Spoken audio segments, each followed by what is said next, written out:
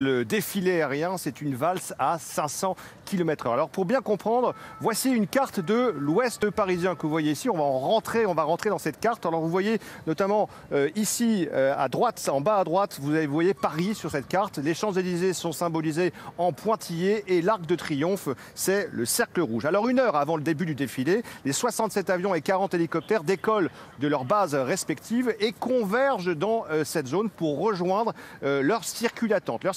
On va les voir ici, ils vont se former en rouge, ils sont en forme d'hippodrome et ils attendent pendant 45 minutes en vol. Ils restent groupés en formation. Lorsque le président de la République arrive, le top signal est donné par le contrôle aérien de l'Arc de Triomphe. Et là, eh bien, vous allez voir le premier groupe, celui de la patrouille de France qui ouvre le bal.